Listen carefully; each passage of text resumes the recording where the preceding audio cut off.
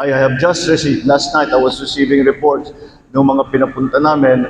Sec Vince was also there, DSWD, there, we are all ready kung ano ngayon, kung anong pangangailangan nila. Right now, we have kailangan linisin ang mga kalsada dahil sa ashfall, at ang DOH nandun din at nagbigay sila ng mga mask para yun nga sa usok at saka sa mga fumes na lumalabas.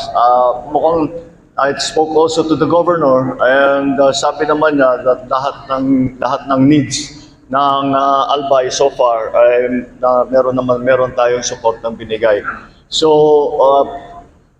well, unfortunately we are used to Mayon, but never mind, we are able to minimize the effects of the ashfall that is going into certain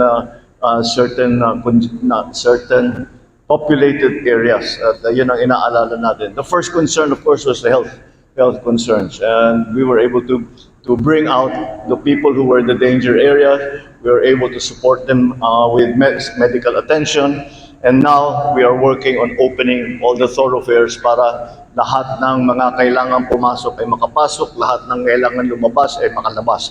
And I think we will be able to say that the thoroughfares will be open siguro by today. Yes. Wag lang magbuga ulit. Kung hindi na magbuga ulit, nabuksan na natin ang mga thoroughfare pasok labas doon sa area.